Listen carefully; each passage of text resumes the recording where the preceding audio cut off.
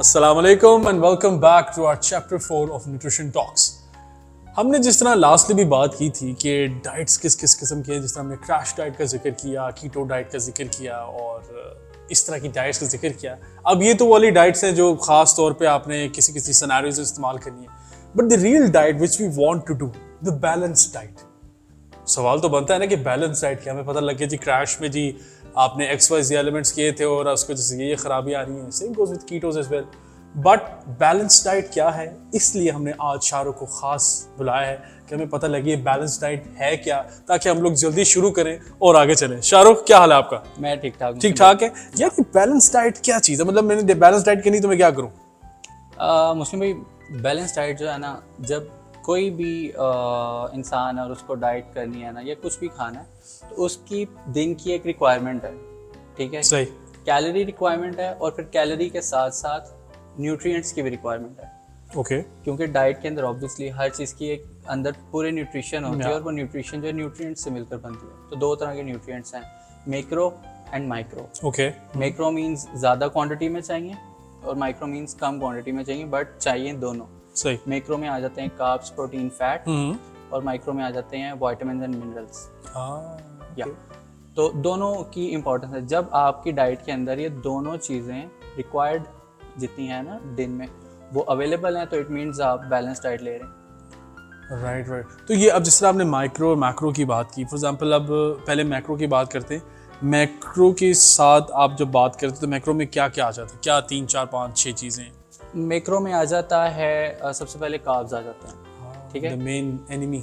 Yes. नहीं, enemy कोई nutrient नहीं है। दोस्त या एनिमी नहीं है इसमें। हाँ, जब कोई भी चीज़ एक्सट्रीम लेवल पे खाते हैं फिर वो एनिमी बन जाती है। बट अगर आपकी रिक्वायरमेंट में दिन में 50%, वैसे जेनेरिक जो है ना 50 to 60% होता है। राइट। ओके। जनरली हर इंसान को 50 to 60% चाहिए, क्योंकि कार्ब्स जो है वो प्राइमरी फ्यूल सोर्स है, ठीक है? उसके बाद आ जाता है फैट्स। फैट्स जो है वो 25 to 30% चाहिए दिन की कैलोरीज में। ओके। और जो बाकी बचे वो प्रोटीन है। सही। तो यार हम अब जनरली हम बात करें, फॉर एग्जांपल मैं आपको बड़ा भी रीसेंट आपसे पूछता हूँ।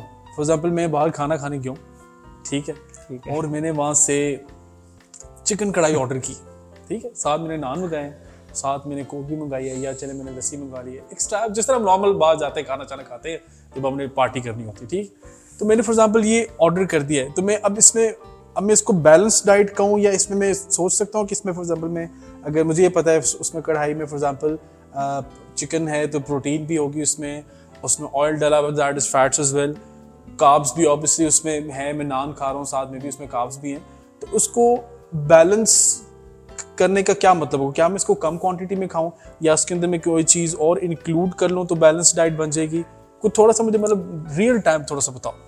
अच्छा, कढ़ाई के पर्सपेक्टिव में फॉर एग्जांपल जैसे अभी आपने बताया बाहर जाके आप खा रहे हैं, बट वो कढ़ाई और वो उसके अंदर जो इंग्रेडिएंट्स यूज़ हुए हैं वो सारे रिफाइंड प्रोडक्ट्स हैं। अच्छा। जैसे कि आप नान खाएंगे साथ, नान एक रिफाइंड प्रोडक्ट है, ऑल्दो, और फैट भी इवन वो भी रिफाइंड है, प्रोसेस होके उसमें से जो बिल्कुल एग्रीड। हाँ। तो वो सारे उसमें मिल तो जाते हैं, लाइक आपको कार्ब्स भी मिल रहे हैं, प्रोटीन भी मिल रहा है, फैट्स भी मिल रहा है, ये 3 चीज़ें मिल रही हैं। सही। ठीक है, वो मैक्रो वाला आपका पार्ट पूरा हो रहा है। बट अगर वो आप पोर्शन कंट्रोल करके खा रहे हैं, अगर वो आप एक्सीड नहीं कर रहे रिक्वायरमेंट से, तो दैट इज़ गुड।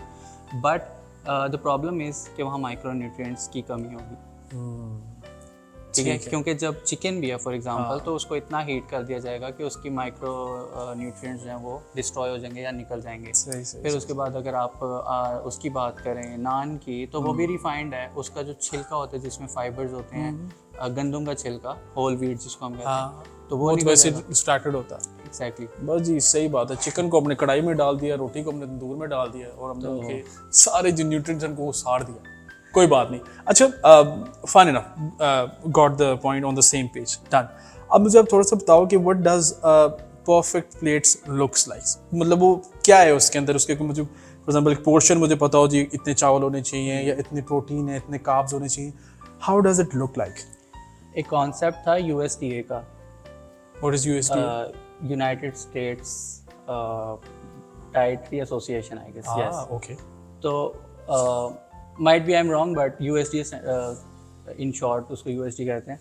तो उसका माई प्लेट का एक कॉन्सेप्ट था जिसमें कि आपकी प्लेट के 4 पोर्शंस कर दिए जाते हैं। ठीक है, उसके अंदर वेजिटेबल्स भी हैं, फ्रूट्स भी हैं, ठीक है। उसके बाद सीरियल, ग्रेन्स, रोटी वगैरह भी आ हाँ। जाती है, एंड प्रोटीन और कोई भी मीट या सी फूड वगैरह भी आ जाता है। Like you are having all like part of nutrition. सबका थोड़ा थोड़ा पोर्शन ले रहे हैं, Yes. मतलब सारी चीजें बुरी नहीं है, जिस तरह फॉर एग्जांपल कार्ब्स भी बुरे नहीं, बट कम क्वांटिटी में मेक सेंस। ठीक है, पोर्शंस उसका में, कंट्रोल कर लिया। एंड एक ग्लास भी है जो जिसमें डेयरी आ जाता है, लाइक मिल्क और योगर्ट वगैरह भी ले सकते हैं आप, क्योंकि वो फिर माइक्रो न्यूट्रिएंट्स भी वहाँ से फुलफिल हो जाएंगे। सही सही सही सही, ठीक है ठीक है ठीक है।